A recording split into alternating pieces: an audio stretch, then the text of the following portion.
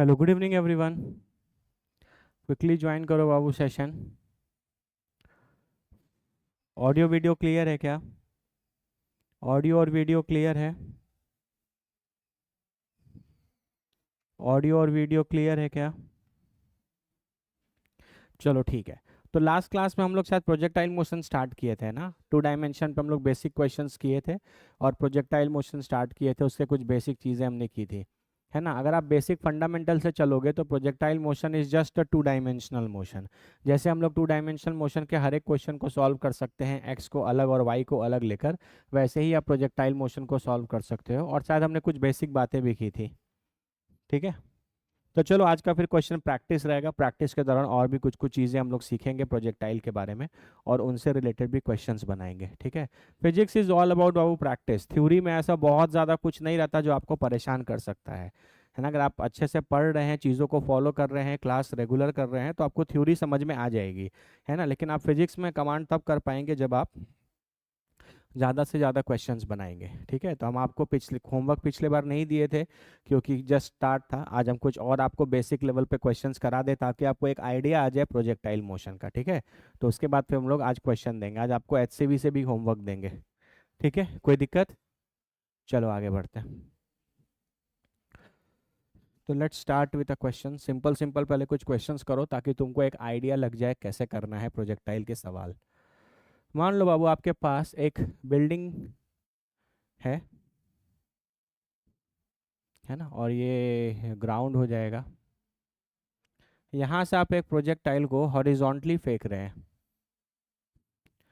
तो हॉरिजॉन्टली फेंकोगे तो यह प्रोजेक्टाइल कुछ ऐसा आएगा, नहीं आएगा? ये आपकी ज़मीन आगे भी है।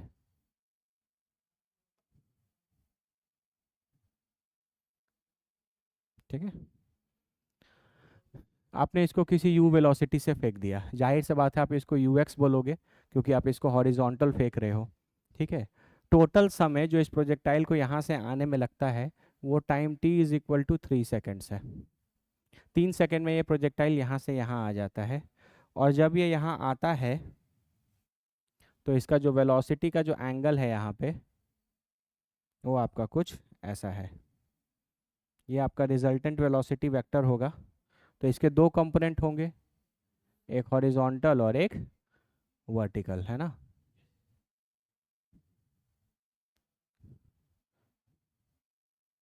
आपका ये जो रिजल्टेंट वेक्टर है कुछ ऐसा आ रहा है। ठीक है। और ये एंगल आपको 45 डिग्री दिया हुआ है। ये आपका रिजल्टेंट वेलोसिटी वेक्टर है। इसका कुछ एक एक्स कंपोनेंट होगा और इसका कुछ एक वाई कंपोनेंट होगा। तो क्वेश्चन में आपको ये दो इन्फॉर्मेशन दिए गए हैं कि आप एक बिल्डिंग से हॉरिजॉन्टल किसी बॉल को फेंके, है ना। वो बॉल इस तरीके से प्रोजेक्टाइल मोशन के थ्रू आएगा और ग्राउंड 3 सेकंड के बाद गिर जाएगा। और जब वो ग्राउंड पर गिर रहा है तो वो हॉरिजॉन्टल से उसका जो वेलोसिटी है वो कितना एंगल बना रहा है? 45 डिग्री। ठीक है। तो आपको निकालना है इसमें ये बिल्डिंग का हाइट कितना होगा, एच, और यू एक्स की वैल्यू। आपको एच की वैल्यू निकालनी है और आपको यू एक्स की वैल्यू निकालनी है। सबसे पहले बाबू आप हमेशा याद रखो projectile motion is also a 2 dimensional motion. तो आप हमेशा पहले क्या करोगे, एक्स के डेटा को अलग और वाई के डेटा को अलग लिखोगे। यू एक्स की वैल्यू निकालनी है आपको क्वेश्चन में। यू वाई कितना है? 0। क्यों? क्योंकि आपने बॉल को हॉरिजॉन्टल फेंका है। तो जब आप बॉल को हॉरिजॉन्टल फेंकेंगे तो वर्टिकल डायरेक्शन में वेलोसिटी कितनी हो जाएगी? 0।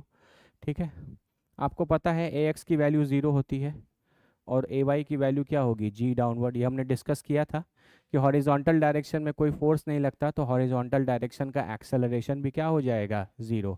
टाइम की बात करोगे तो time T equal to 3 second इसके लिए भी यूज़ हो सकता है और इसके लिए भी, क्योंकि बताया था समय एक्स और वाई के लिए अलग अलग नहीं होता है ना, समय एक ही होता है, उसी में आप एक्स और वाई को अलग अलग डील करते हैं। कोई दिक्कत? चलो तो सॉल्व करके ये दोनों वैल्यू निकालने की कोशिश करो। इजी है, एक इजी क्वेश्चन से स्टार्ट किए, है ना। हम चाह रहे हैं कि आपको आज के क्लास में प्रोजेक्टाइल का बेसिक फील आ जाए कि प्रोजेक्टाइल है क्या, प्रोजेक्टाइल के किसी भी सवाल को आप किस तरीके से हैंडल कर सकते हैं। फिर तो इस पे फिर अलग अलग और भी अच्छे कॉन्सेप्ट्स आएंगे।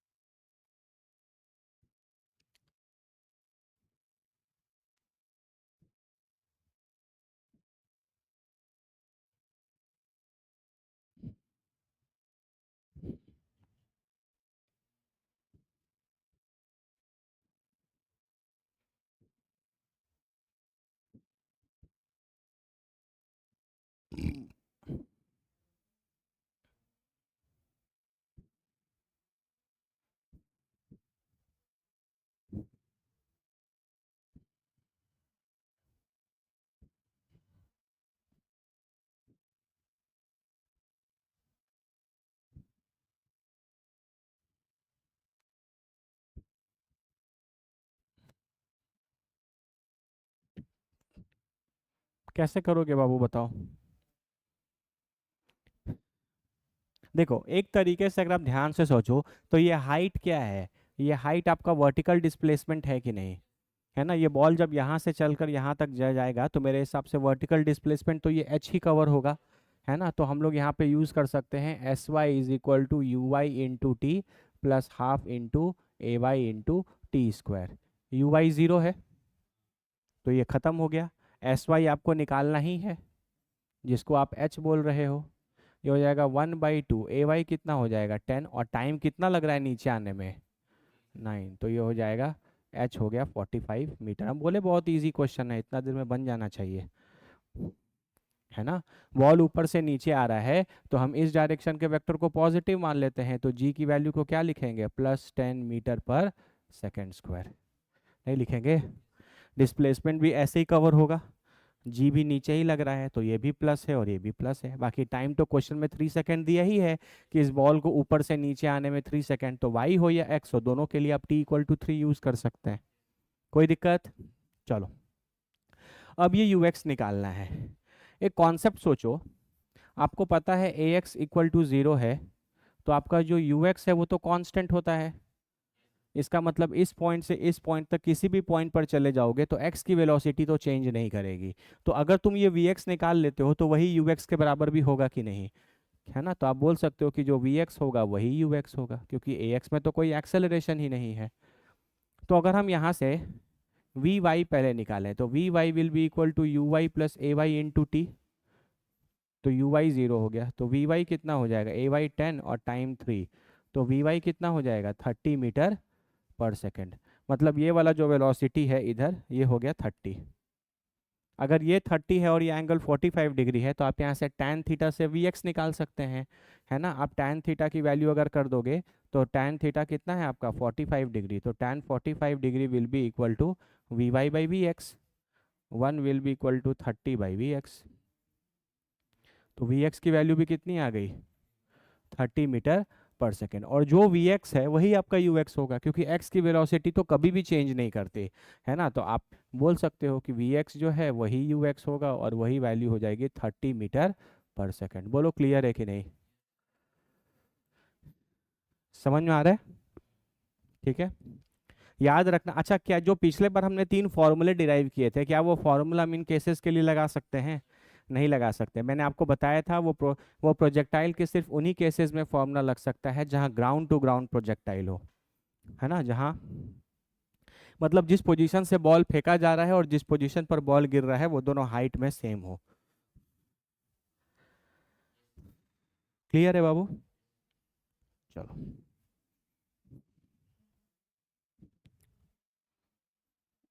एक क्वेश्चन देखो।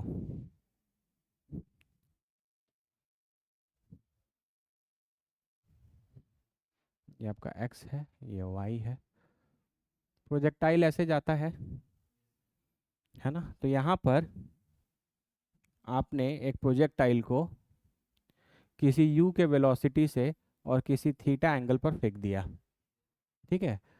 तो मैंने आपको बताया था कि अगर आपको किसी पॉइंट पर भी वेलोसिटी चाहिए तो आप उस पॉइंट पर जाएंगे कर्व पे और वहाँ क्या ड्रॉ कर देंगे टेंजेंट, तो आपको रिजल्ट आपको वेलोसिटी का डायरेक्शन मिल जाएगा।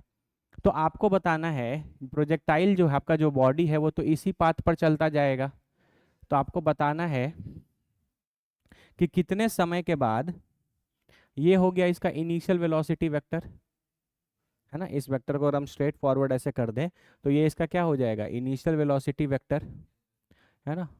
और यहाँ से अगर हम बात करें तो किसी लेटर टाइम t पर इसका ये हो सकता है वेलोसिटी वेक्टर, हम इसको v बोल सकते हैं। ये u वेक्टर है और ये क्या है v वेक्टर, और इनके बीच का एंगल देखो यहाँ पर कितना हो गया 90 डिग्री। तो आपको बताना है कि कितने समय टाइम t के बाद जो वेक्टर्स हैं वो आपस में परपेंडिकुलर हो जाएंगे।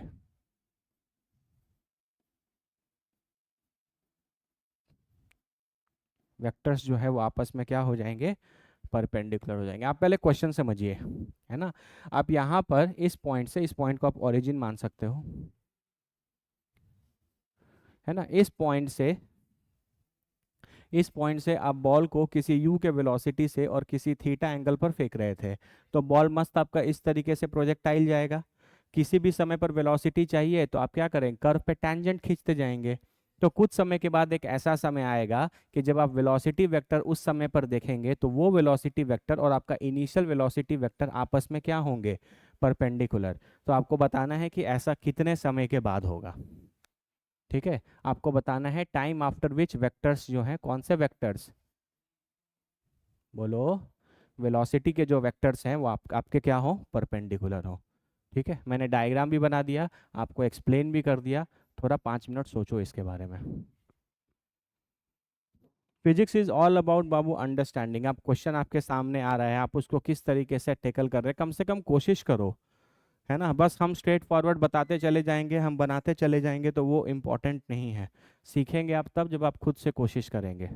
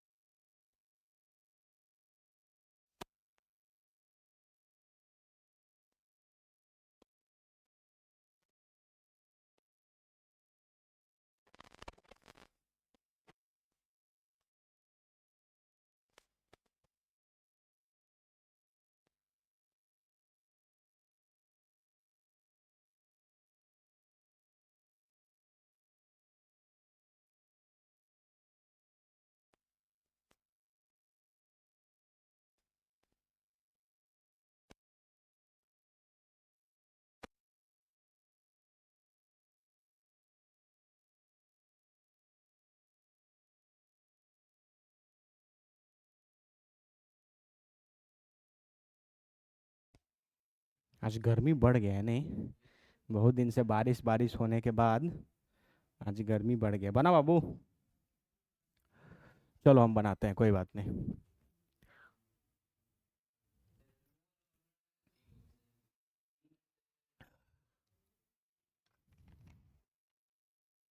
वो 3 फॉर्मूले जो हैं आपके, वो आपको क्या देंगे, वो आपको रेंज दे सकते हैं, टाइम ऑफ फ्लाइट दे सकते हैं, या मैक्सिमम हाइट दे सकते हैं। उन तीनों में से तो कुछ भी यहाँ नहीं निकालना है। अच्छा एक बात बताओ, फिजिक्स में जब कभी भी आपको ये प्रूव करना होता है कि आपके जो दो वेक्टर्स हैं वो आपस में परपेंडिकुलर हैं, तो आप क्या करते हो, बताओ। हम्म, आप दोनों का डॉट प्रोडक्ट क्या कर देते हो, जीरो। है ना, दो वेक्टर है आपके पास, वेक्टर ए और वेक्टर बी, तो दो vector A dot vector B क्या होगा, जीरो, अगर दोनों वेक्टर आपस में परपेंडिकुलर होंगे। तो इसका इनिशियल वेलोसिटी वेक्टर क्या लिख सकते हो, आपको तो अकॉर्डिंग टू दिस क्वेश्चन आपका यू वेक्टर और डॉट वी वेक्टर क्या होगा, जीरो। आप यू वेक्टर को क्या लिख सकते हो, you cos theta I cap plus you sine theta J cap, नहीं लिख सकते। इसका इधर कंपोनेंट कितना आएगा, यू कॉस थीटा, और इधर कंपोनेंट कितना आएगा, यू साइन थीटा। बोलो यार, तो हम इसको u cos theta I cap plus u sin theta J cap लिख सकते हैं। तो मेरे पास u वेक्टर तो है, v वेक्टर तो आपको किसी लेटर टाइम t पर लिखना है, तो हम ऐसा मान लेते हैं कि ये दोनों t टाइम के बाद आपस में परपेंडिकुलर होंगे, है ना। तो हम vx is equal to U X plus A X into T लिख सकते हैं। तो ये तो ज़ीरो ही हो गया, तो vx और ux तो बराबर ही हो जाएगा, वो हो जाएगा u cos theta I cap. सही है। अच्छा vy क्या लिखोगे, vy will be equal to you Y plus A Y into T. U Y कितना हो जाएगा, u साइन थीटा, ठीक है, और एक्सेलरेशन क्या होगा, माइनस जी इंटू टी। ये पूरा चीज़ हो जाएगा कितना, जे कैप। नहीं, एक्सेलरेशन की वैल्यू क्या होगी, बॉडी ऊपर जा रहा है, इसको पॉजिटिव लेंगे तो एक्सेलरेशन नीचे लगेगा, माइनस जी। तो आप यहाँ से लिख सकते हो, आपका किसी भी लेटर टाइम पर वी वेक्टर आ जाएगा u cos theta I cap plus u sine theta minus G T into J cap. हो गया। अब u वेक्टर निकल गया, v वेक्टर निकल गया, ये आपस में क्या होंगे, परपेंडिकुलर। तो u डॉट v वेक्टर क्या हो जाएगा, जीरो। डॉट प्रोडक्ट लो। डॉट प्रोडक्ट कैसे लेते हैं, i को i के साथ मल्टीप्लाई करते हैं, तो u cos theta into u cos theta कितना हो जाएगा, u square cos square theta, और ये इसके साथ मल्टीप्लाई हो जाएगा, तो ये हो जाएगा u square sine square theta minus of u sine theta into G T. ये आपका क्या हो जाएगा, ज़ीरो। सही है ना। U square cos square theta, यहाँ से यू स्क्वायर हो जाएगा, ये U square will be equal to U sine theta into G T. U से यू कट जाएगा, तो यहाँ से टी आ जाएगा, U by G sine theta या U by G cosec theta. ये आपका आंसर आ जाएगा। बोलो क्लियर है क्या, सही है ना, निकल गया। हमेशा याद रखो, ये जो अप्रोच मैंने लिखा है ना, ये अप्रोच आपको काम करेगा कभी भी आपको velocity vector at any time T लिखना है तो। अरे बोलो ना, velocity vector at any time T, जैसे मान लो आपको 3 सेकंड के बाद का वेलोसिटी वेक्टर निकालना होता, तो आप सेम वी एक्स और वी वाई निकालते, टाइम की जगह 3 पुट कर देते, है ना। तो हमेशा याद रखना, ये अप्रोच आप हमेशा लगा सकते हो जब कभी भी आपको किसी प्रोजेक्टाइल में velocity vector at a later time क्या चाहिए, टी चाहिए। कोई दिक्कत किसी को, हमेशा निकालिए, ये इम्पॉर्टेंट है, ठीक है। आप ये लिख सकते हो, ये जो वेक्टर मैंने यहाँ लिखा है, this is velocity at any later time T. किसी भी समय पर अगर आपको वेलोसिटी वेक्टर चाहिए, आप इस चीज़ का यूज़ कर सकते हैं। रट्टा नहीं मारना, कॉन्सेप्ट है, कॉन्सेप्ट के हिसाब से आप निकाल सकते हैं। बोलो क्लियर हो गया क्या, ठीक है। चलो एक मिलता जुलता हम तुमको इसी से क्वेश्चन देते हैं, है ना, इसको ट्राई करो। एक बिल्डिंग है,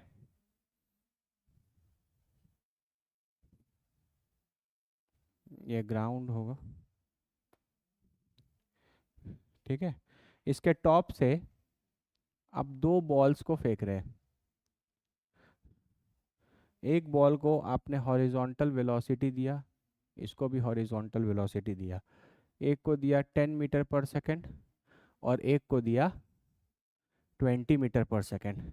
तो ये अपना इधर आएगा ऐसे, और ये अपना इधर आएगा ऐसे। बोलो क्लियर है कि नहीं। तो ये प्रोजेक्ट इस इधर फॉलो करेगा ऐसे, और ये अपना इधर फॉलो करेगा ऐसे। तो इसका किसी लेटर टाइम टी पर वेलोसिटी ऐसे दिखेगा, और इसका किसी लेटर टाइम टी पर वेलोसिटी ऐसे दिखेगा। बोलो है कि नहीं।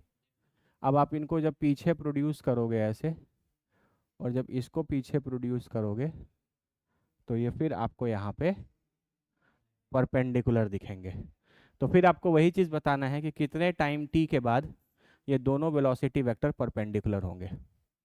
फिर वही काम करोगे, इस वाले वेलोसिटी, ये वाला वेलोसिटी वेक्टर मान लो तो हम इसको v1 बोल दें, और इसको क्या बोल दें, v2। तो ये v2 वेक्टर है, ये v1 वेक्टर। तुमको क्या प्रूव करना होगा, v1 vector dot v2 vector किसके बराबर होगा, जीरो के बराबर। अरे बोलो ना। तो तुम इस वाले के लिए at a later time t v2 निकालो, और इसको इनिशियल मान के at a later time T v1 निकालो, दोनों को निकालो पिछले बार की तरह, और दोनों को क्या कर देंगे, दोनों का डॉट प्रोडक्ट जीरो कर देंगे। चलो करो इसको। जो काम मैंने पिछले बार किया था एग्जैक्टली उसी तरीके का काम हम तुमको फिर दे रहे हैं, ताकि आप ये चीज़ को सीख जाओ। ये बहुत बहुत मतलब बेसिक क्वेश्चन है और अच्छा क्वेश्चन है, एग्जाम्स में पूछा जाता है। आराम से पढ़ेंगे, सारा चीज़ कवर करेंगे, कुछ नहीं छोड़ेंगे।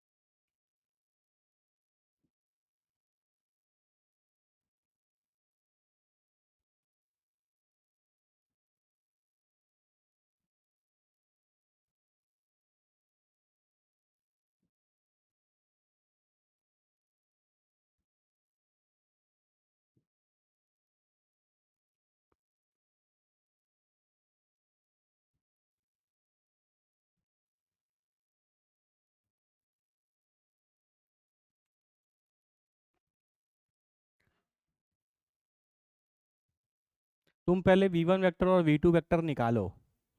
v2 वेक्टर कैसे निकालोगे? v2 वेक्टर निकालने के लिए तुमको इसका vx और vy चाहिए। बोलो।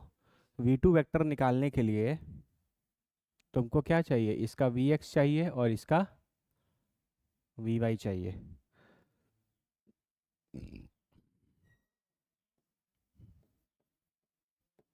है ना? तो v2x कैसे निकालोगे? v2x will be equal to ux plus ax into T.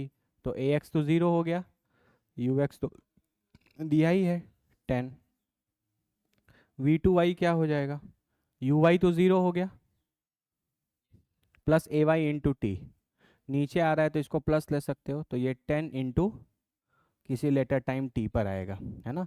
तो v2y जो है वो आपका आ गया 10t, है ना? तो v2 वेक्टर क्या लिखोगे? v2 vector will be equal to 10i cap plus 10t j cap.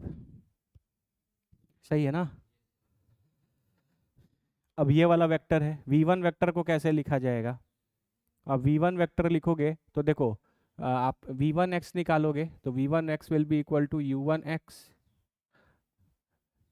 u plus ax into T. सही है ना? तो ax तो ज़ीरो होता है। अब ये +10 लिए थे तो ये -20 लेना पड़ेगा।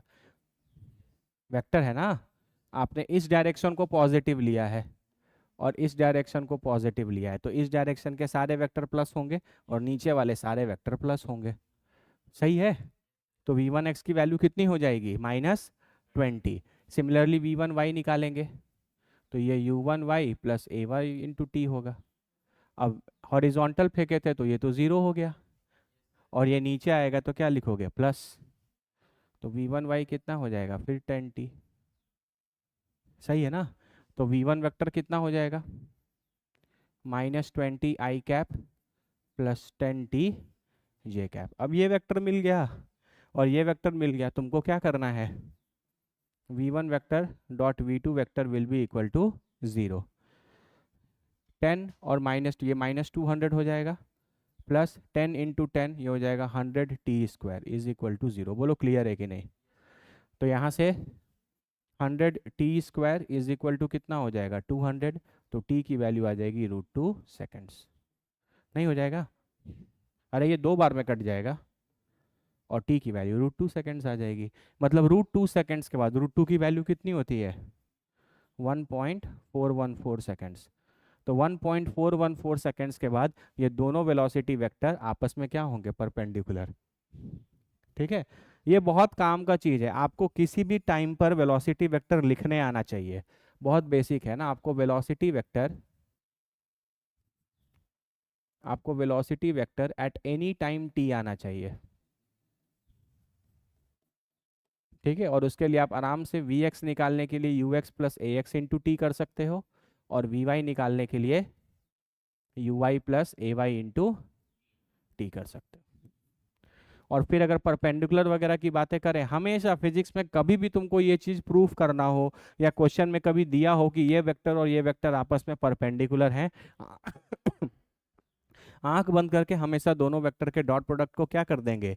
0 कर देंगे और अपना आंसर आ जाएगा। बोलो क्लियर है क्या? ठीक है, चलो आगे बढ़ते हैं।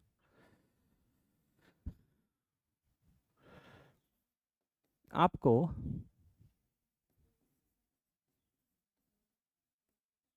Relation between range and H max निकालना है when projectile is throne at such an angle to get the maximum range। ठीक है, ट्राई करो इसको। एक प्रोजेक्टाइल है, उसके रेंज और मैक्सिमम हाइट के बीच में आपको क्या निकालना है? रिलेशन निकालना है। ठीक है, कब? जब आप उस प्रोजेक्टाइल को उस एंगल पर फेंक रहे हैं जिस एंगल पर उसका रेंज क्या होगा? मैक्सिमम। ये बातें मैंने आपको पिछले क्लास में सिखाई थी। बोलो, है ना। मतलब मान लीजिए कि आपके पास एक प्रोजेक्टाइल है। जब कुछ नहीं बोले तो प्रोजेक्टाइल हमेशा ऐसा ही होता है, ग्राउंड टू ग्राउंड। कोई दिक्कत? आप इसको किसी वेलोसिटी से फेंकोगे, तो मान लो कि हम इसको किसी यू वेलोसिटी से फेंक दिए, लेकिन एंगल आपको नहीं दिया। एंगल के लिए आपको एक इन्फॉर्मेशन दिया है। वो बोल रहा है कि आप इस प्रोजेक्टाइल को कितने एंगल पर फेंकेंगे ताकि रेंज मैक्सिमम हो जाए।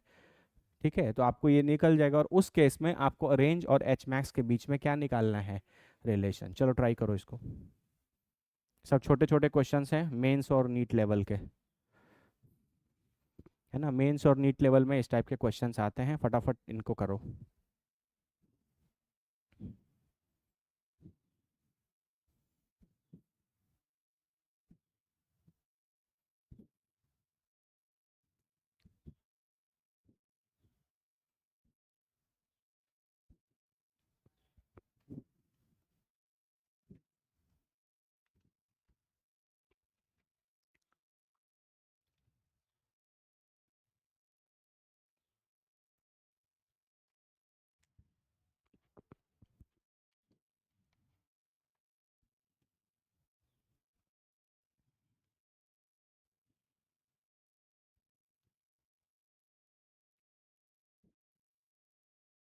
जल्दी जल्दी जल्दी फटाफट करो।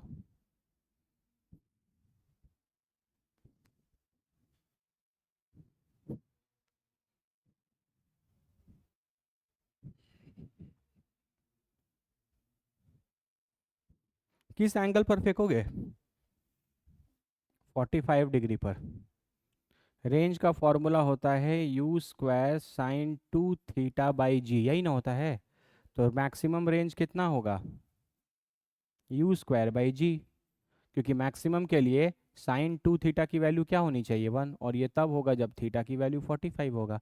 यहाँ 45 पुट करोगे तो 2 × 45 90 हो जाएगा, और sin 90 की वैल्यू 1। ठीक है, इसका मतलब तुम इसको 45 डिग्री के एंगल पर फेंक रहे हो। तो इसका एच मैक्स कितना होगा? एच मैक्स का फॉर्मूला होता है u²sin²θ/2g। तो u²/2g कॉन्स्टेंट हो गया। साइन थीटा 45 है, तो साइन 45 डिग्री 1/√2, और उसका स्क्वायर करोगे तो 1/2। तो ये यू स्क्वायर बाई 4g आ जाएगा, नहीं आ जाएगा? You square by 4g, maximum range है यू स्क्वायर बाई जी, और एच मैक्स है यू स्क्वायर बाई 4g। तो ऐसा नहीं लग रहा कि एक्स मैक्स जो है वो range, maximum range divided by 4 है? अरे बोलो तो।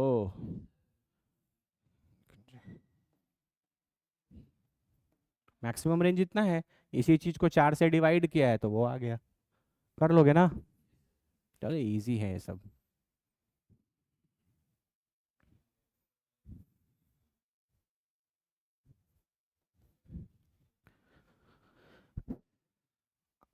आपको पता है,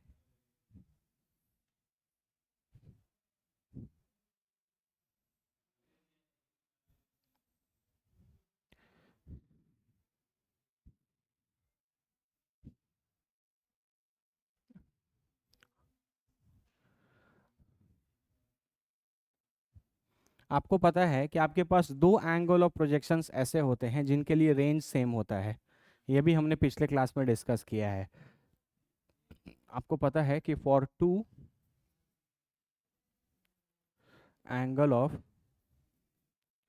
प्रोजेक्शंस रेंज की वैल्यू क्या होती है? सेम, है ना?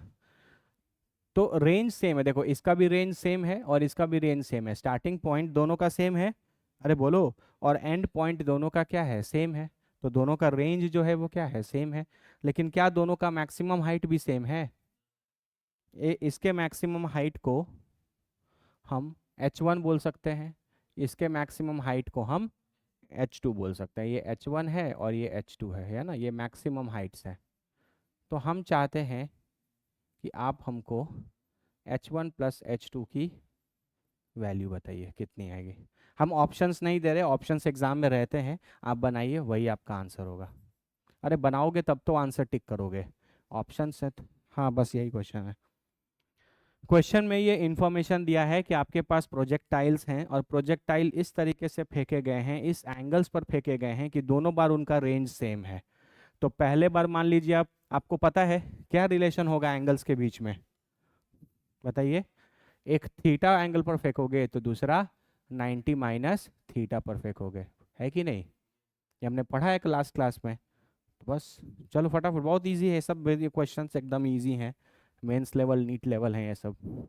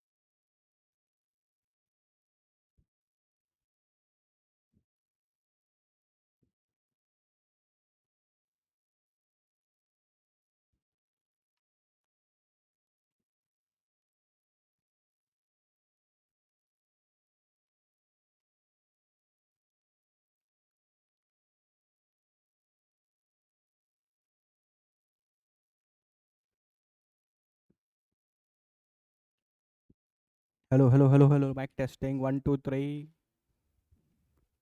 Hello hello hello hello hello hello hello hello. बोलो जी बच्चे, कितना आएगा? अरे सिंपल है यार, h1 निकालोगे तो क्या लिखोगे? यू स्क्वायर, एक एंगल थीटा है तो ये आ जाएगा you square sine square theta by 2g।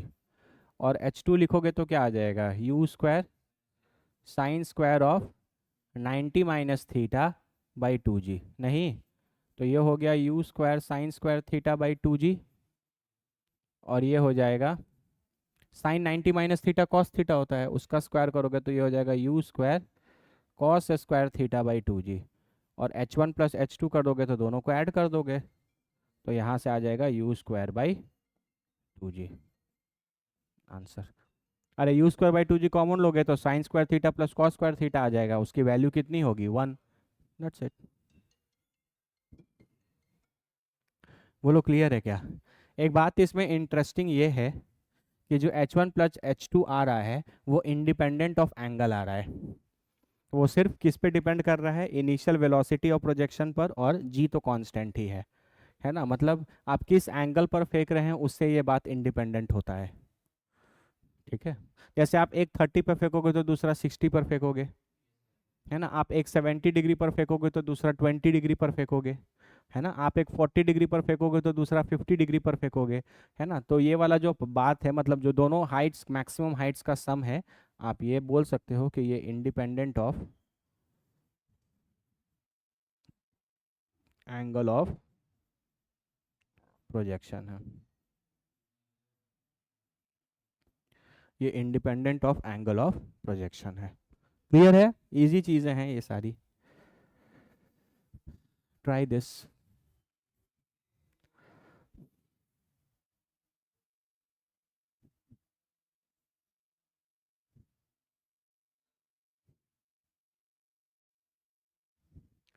अगर आप किसी प्रोजेक्टाइल को फेंक रहे हो, ठीक है, मान लीजिए आपने इसको किसी u वेलोसिटी से और किसी थीटा एंगल पर फेंक दिया, ठीक है। तो आप अगर कोई हाइट कंसिडर करते हो, ठीक है, जैसे मान लो हम यहाँ पर अपना एक हाइट कंसिडर ले लेते हैं, जैसे हम इस हाइट की बात करें, ठीक है। इस हाइट को आप कुछ नाम दे सकते हैं। मान लीजिए हम इस हाइट को टाइम बीइंग के लिए कुछ स्मॉल h बोल देते हैं। तो आप देखेंगे कि जब आप प्रोजेक्टाइल को फेंकते हैं तो प्रोजेक्टाइल जब अपना पूरा ये पाथ कवर करते हुए जाएगा तो वो एक हाइट पर कितने बार रहेगा? 2 बार, है ना। देखो, एक बार जब जा रहा है तो इस हाइट पर है, और एक बार जब ऊपर से वापस आ रहा होगा तो इस हाइट पर है। अरे आप किसी प्रोजेक्टाइल को ऐसे फेंकेंगे तो प्रोजेक्टाइल ऐसा जाएगा। हम मान लेते हम देखना चाहते हैं कि ये इस हाइट पर कितने बार दिख रहा है आपको, 2 बार दिख रहा है। आप एक हॉरिजॉन्टल लाइन ड्रॉ करेंगे तो ये हॉरिजॉन्टल लाइन आपके कर्व को 2 बार इंटरसेक्ट करेगा, है ना। ये जाते समय नहीं। अगर आप वेलोसिटी वेक्टर ड्रॉ करोगे तो इसका ऐसे आएगा और इसका ऐसे आएगा। तो ये जाते समय है, एसेंट के समय है, और ये आते समय है, डिसेंट के समय, है कि नहीं। जैसे नॉर्मल चीज है, जैसे अब एक बॉल को हम याद करो नीचे से ऊपर फेंका करते थे, तो वो किसी भी एक हाइट पर 2 बार होता था, एक बार जाते समय और एक बार ऊपर से आते समय, है ना। बोलो। तो आपको निकालना है ये दोनों टाइम। अगर ये इस समय किसी t1 टाइम पर है तो इस समय किसी t2 टाइम पर होगा। तो हमको t1 चाहिए, t2 चाहिए, पहले तो ये चाहिए, और फिर t1 प्लस t2 की भी वैल्यू चाहिए। ठीक है। क्वेश्चन समझ में आया? एक बॉल को आप किसी u वेलोसिटी से किसी थीटा एंगल हॉरिजॉन्टल से फेंक दिए, है ना। और हम ये हाई, ये h गिवन है क्वेश्चन में, ये हाइट हम आपको दे दिए कि ये इस h हाइट पर आपका बॉल 2 बार होगा, एक बार जाते समय एक बार आते समय, लेकिन समय तो अलग अलग होगा ना, क्योंकि समय तो रुकेगा नहीं। यहाँ पर मान लीजिए t is equal to 3 second पर होगा, तो हो सकता है कि उसके 2 सेकेंड के बाद t is equal to 5 second हो, जब तक आपका बॉडी यहाँ पर हो। तो आपको वो समय निकालना है कि कितने समय पर ये सेम हाइट पर होगा, एक बार जाते समय और एक बार आते समय। तो t1 t2 निकल जाएगा, तो फिर t1 प्लस t2 तो कर ही सकते हैं। ट्राई करो। ये सब चीज़ बहुत इजी क्वेश्चंस हैं, बहुत कॉमन सेंस और लॉजिकल क्वेश्चंस हैं, इनमें गलती नहीं होना चाहिए।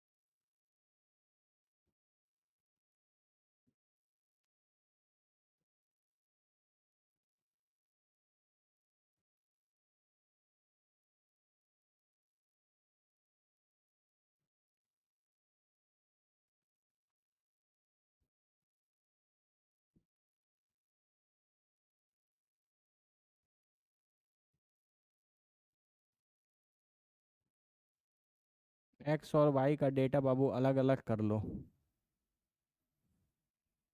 ये एक्स है, ये वाई है। यू एक्स की वैल्यू को लिखोगे u cos theta, u y की वैल्यू को लिखोगे u sine theta. A x की वैल्यू 0 होगी और ए वाई की वैल्यू जी डाउनवर्ड्स होगी।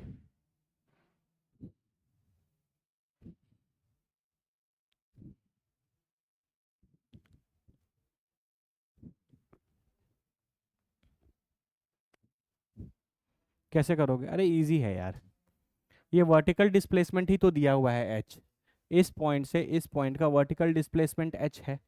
तो अगर आप vertical displacement s is equal to you Y into T plus half into A Y into T square कर दो, वर्टिकल डिस्प्लेसमेंट एच हो गया। यू वाई की वैल्यू कितनी है? यू साइन थीटा, नहीं, you sine theta into T, इसको हम मान लेते हैं टी, प्लस 1/2 इंटू ये कितना हो जाएगा, minus of g into T square. अरे बोलो तुम बाबू, अगर तुम्हें देखो तुमको एच पता है, यू पता है, थीटा पता है, इस पूरे चीज में सिर्फ अननोन क्या है? टाइम। और ये टाइम में क्या है? क्वाड्रेटिक है। टाइम में क्या है? क्वाड्रेटिक है ना? तो अगर तुम इस क्वाड्रेटिक इक्वेशन को सॉल्व करोगे तो तुमको कितने टाइम के वैल्यूज मिलेंगे? दो टाइम के वैल्यूज मिलेंगे, एक हो जाएगा t1 और एक हो जाएगा t2। तुमको अलग अलग सॉल्व करने की ज़रूरत नहीं है। तुम डिस्प्लेसमेंट तो एच यहाँ पर जाओ या यहाँ पर जाओ, डिस्प्लेसमेंट तो एच ही होगा, है ना? तो ऑलरेडी तुम्हारे पास, जब तुम s y equal to you Y plus u y t plus half a y t square करोगे तो it will be a quadratic in time. तुमको यहाँ से टाइम के दो वैल्यूज मिल जाएंगे, और वो दो वैल्यूज टी1 और टी2 ही होंगे, एक जाने समय और एक आने समय। इन दोनों में से जो बड़ा होगा, है ना, जैसे हम बोले कि टी1 इज लेस देन टी2, तो टी1 छोटा है, तो ये टी1 क्या हो जाएगा? एसेंट का टाइम। और टी2 किसका हो जाएगा? डिसेंट का टाइम। नहीं, क्योंकि पहले तुम यहाँ पहुंचोगे, बाद में तुम यहाँ पहुंचोगे, तो यहाँ पे समय कम होगा, यहाँ पे समय ज़्यादा होगा, तो टी1 टी2 में जो बड़ा होगा वो आपका डिसेंट का टाइम हो जाएगा, और जो कम होगा वो एसेंट का टाइम हो जाएगा। तो निकालो। तो आपका जो एच है वो हो जाएगा you sine theta into T minus half ji T square, यही है ना? तो आप इसको एलसीएम ले लोगे तो ये 2h will be equal to 2u sine theta T minus G T square. ये हो जाएगा G T square minus 2u sine theta T plus 2h is equal to 0। Quadratic equation लिख लिए, A X square plus B X plus C. तो यहाँ से टी1 और टी2 क्या हो जाएंगे? Minus B 2u sine theta plus minus under root B square 4u square sine square theta minus 4ac 4 into G T square into 2h। अरे जी टी स्क्वायर क्यों, सिर्फ जी ना, टी स्क्वायर तो वेरिएबल ही है। हाँ, -4ac, तो 4a की value कितनी है? जी, और इसकी वैल्यू हो गई 2h divided by 2 into G. बोलो क्लियर है? तो यहाँ से t1 की वैल्यू क्या लिखोगे? 2u साइन थीटा, एक बार प्लस के साथ, तो प्लस के साथ लिखोगे तो कितना आ जाएगा? ये हो जाएगा 4u square sine square theta minus 8gh divided by कितना हो जाएगा? 2g। और t2 लिखोगे तो कितना आ जाएगा? 2u sine theta. अच्छा t1 t2 तुम, t2 मैंने माना है ना, तो ये ज़्यादा वाला है तो ये t2 हो जाएगा, और ये कम वाला है तो t1 हो जाएगा, क्योंकि मैंने माना है ना t2 ये है, तो यहाँ पे समय ज़्यादा होगा, इसीलिए बीच में प्लस वाला ले रहे हैं। ये माइनस अंडर रूट ऑफ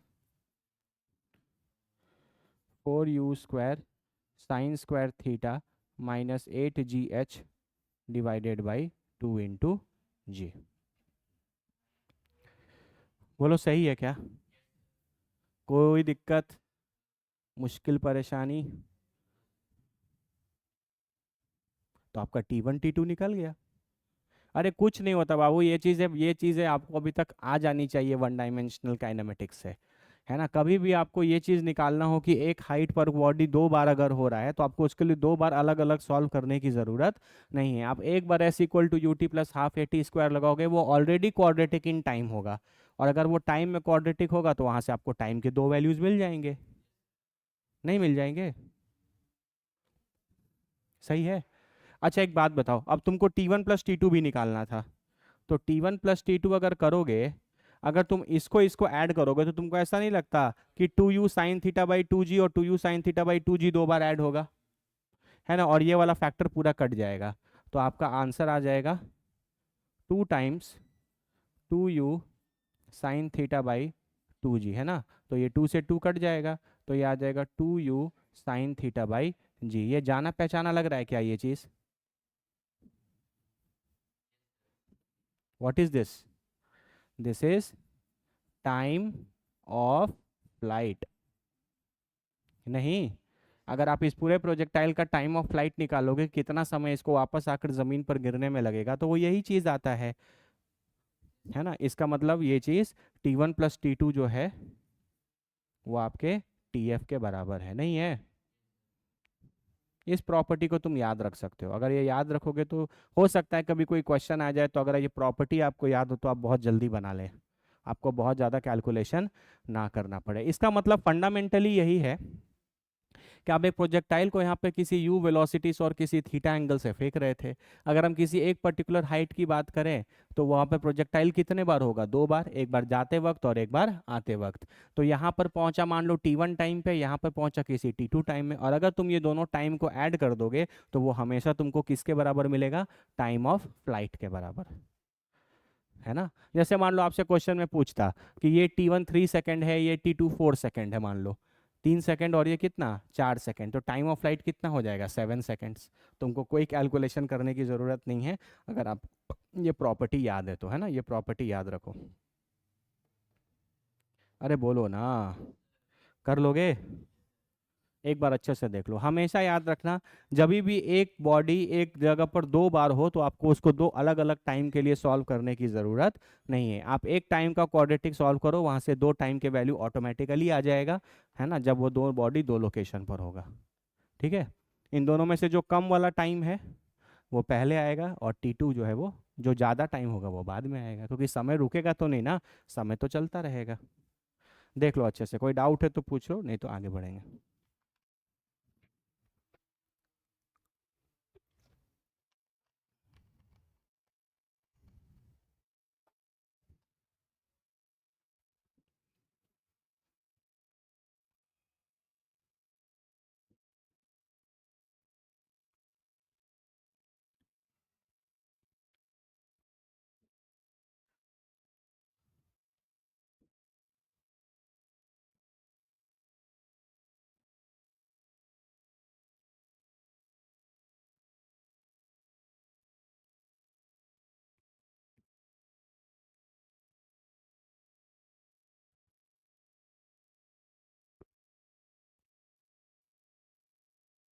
ठीक है,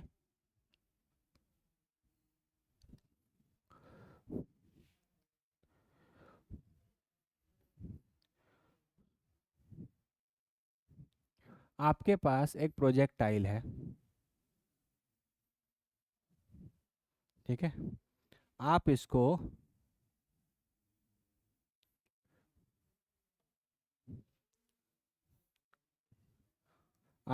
किसी u वेलोसिटी से और किसी थीटा एंगल पर फेंक रहे हैं, ठीक है,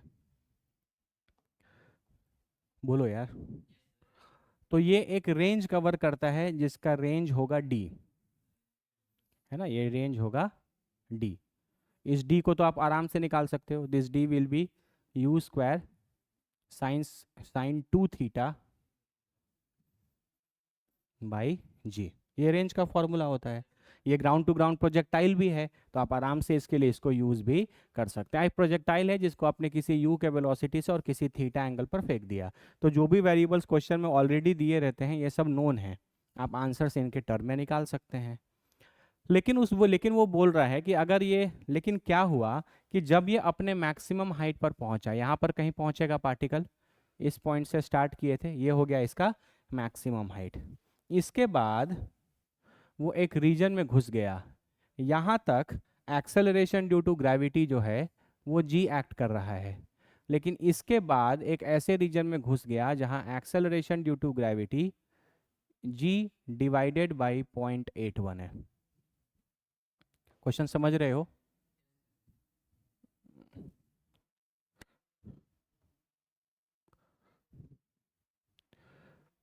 इस रीजन में जो जी की वैल्यू है वो जी नहीं, जी से थोड़ा, जी से जी डिवाइडेड बाई 0.81, मतलब ये ज़्यादा है। ये 10 है, 10.81 से डिवाइड होगा तो 10 से बड़ी ही वैल्यू आएगी। आप समझे? तो मैक्सिमम हाइट तक ये मस्त जी के लग रहा था नीचे, एक्सेलरेशन ड्यू टू ग्रेविटी जी था। लेकिन उसके बाद ये एक ऐसे रीजन में घुस गया जहां एक्सेलरेशन की वैल्यू जी मतलब 10 मीटर पर सेकेंड स्क्वायर नहीं बल्कि तो उससे कुछ ज़्यादा है। तो क्या ये उतना रेंज कवर करेगा या उससे कम करेगा? पहले कॉन्सेप्चुअली ये बताओ हमको। एक्सेलरेशन ड्यू टू ग्रेविटी अगर ज़्यादा लगने लगेगा तो ये ज़्यादा खींचेगा इसको नीचे, है ना? तो ये कहीं ना कहीं कुछ पहले ही गिर जाएगा, है ना? यहाँ से अगर आप इमेजिन करो तो हम तुमको बताते हैं, ये कुछ यहाँ से कुछ पहले ही गिर जाएगा, ठीक है? क्योंकि ग्रेविटी ज़्यादा लगने लगा। ग्रेविटी जी के बराबर ही लगता तो मस्त ये पूरा डी कवर करता, लेकिन आधा तक तो जी लगा, लेकिन आधे के बाद एक्सेलरेशन ड्यू टू ग्रेविटी ज़्यादा नीचे लगने लगा। अरे ज़्यादा नीचे लगने लगेगा तो ग्रेविटी ज़्यादा खींचेगा ना, तो ये जल्दी नीचे आ जाएगा। जल्दी नीचे आएगा तो ये इससे कुछ पहले ही गिर जाएगा नीचे। तो इस डिस्टेंस को, यहाँ से यहाँ तक के बाबू, इस डिस्टेंस को हम, इस पूरे डिस्टेंस को हम डी बोल रहे थे पहले वाला, इन नए वाले रेंज को हम डी डैश बोल रहे हैं। और डी डैश जो वैल्यू है वो n टाइम्स डी है ना? मतलब ये कुछ n कुछ फैक्टर होगा, हो सकता है कम है तो हो सकता है 0.8 हो सकता है 0.9 हो सकता है 0.7 हो। तो आपको यहाँ से n की वैल्यू निकालनी है, ठीक है? ये क्वेश्चन है आपका जेई एडवांस का। ये सब क्वेश्चन देखने में जितने खतरनाक लगते हैं उतने ही आसान है ना? एडवांस के क्वेश्चन हो सकते हैं कभी देखने डरावने में आसान, डिफिकल्ट लगे, अरे यार अब क्या करें, है ना? लेकिन अगर तुम कॉन्सेप्चुअली चलोगे तुम आराम से निकाल लोगे। मेरे हिसाब से तुम डी निकाल चुके हो, है ना? अगर ये सब कुछ नहीं होता तो जो रेंज कवर होता उसको आप डी बोल रहे हो, पूरा येलो वाला देखो यहाँ से यहाँ तक को आप डी बोल रहे हो। तो ये डी तो आपको निकल चुका है। बस आप कोशिश करो डी डैश निकालने का, है ना? कि ये नया वाला जो रेंज डी डैश है ये कितना होगा, ठीक है? अगर ये निकाल लोगे और डी पता चल गया तो यहाँ से एन की वैल्यू नहीं निकल जाएगी? बिल्कुल निकल जाएगी। ट्राई करो इसको थोड़ा।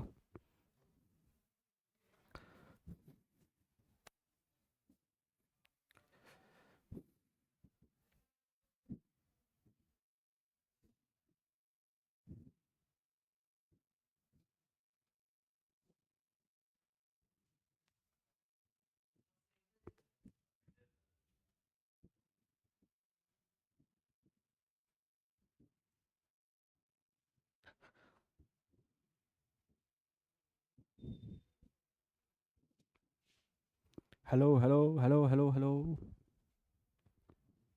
Hello hello hello hello hello hello hello hello hello. Mike testing 1 2 3। बस डी डैश की वैल्यू निकालो। डी की वैल्यू तो तुमको ऑलरेडी पता है कि अगर ये सब कुछ नहीं होता, आप यू से फेंकते, थीटा से होता, ग्राउंड टू ग्राउंड प्रोजेक्टाइल है, आप डायरेक्ट फार्मूला यूज कर सकते थे, ठीक है? सोचो कैसे करोगे।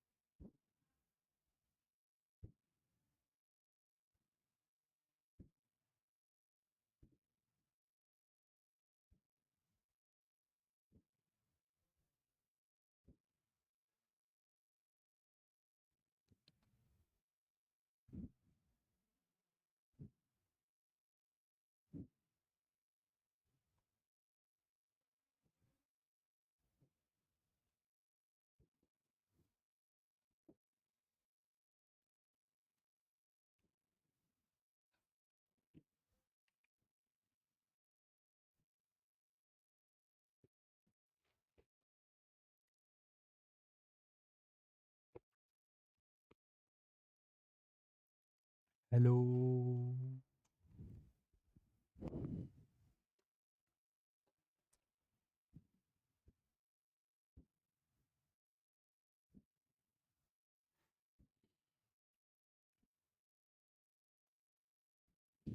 अच्छा एक बात बताओ,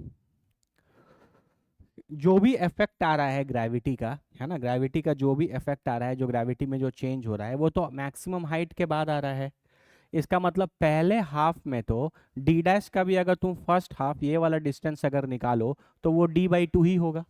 इस डिस्टेंस को तो हम d/2 ही बोल सकते हैं। बोलो बोल सकते हैं कि नहीं?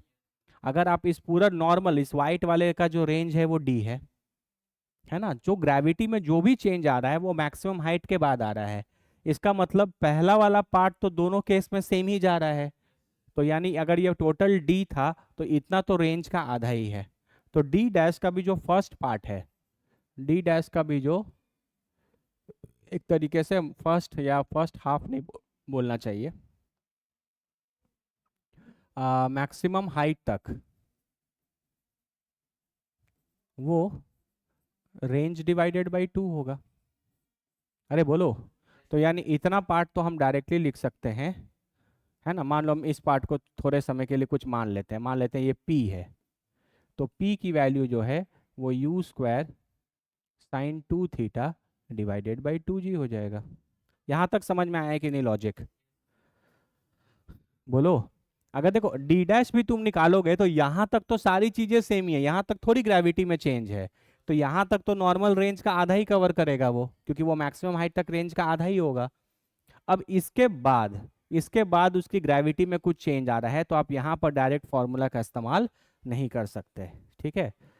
तो अब आप इसको नहीं बोल सकते कि ये भी आधा होगा, ये आपको डिस्टेंस निकालना पड़ेगा ना। यहाँ से यहाँ तक का डिस्टेंस को हम कुछ क्यू मान लेते हैं, लास्ट में p प्लस क्यू जोड़ देंगे तो डी डैश आ जाएगा। अब ये कैसे निकालोगे? यहाँ से यहाँ तक ये एच मैक्स तक पहुंचा है तो एच मैक्स तो निकाला ही जा सकता है फॉर्मूले से direct, u² sin² theta divided by 2g। ये इसका एच मैक्स है। मैक्सिमम हाइट तक तो कोई डिफरेंस नहीं है, चीजें तो मैक्सिमम हाइट के बाद बदल रही हैं, तो मैक्सिमम हाइट भी उतना ही होगा। यहाँ तक तो आप जी ही लोगे, इसके बाद ना जी नहीं ले सकते, जी को g/0.81 लेना पड़ेगा, ठीक है। तो इसके बाद बताओ, आपको पता है कि मैक्सिमम हाइट पर वेलोसिटी हॉरिजॉन्टल हो जाता है, तो यहाँ से हम अपना नॉर्मल काइनेमेटिक्स लगा सकते हैं। तो यहाँ से यहाँ तक नीचे आने के लिए हम कितना समय लगेगा हमको? बताओ।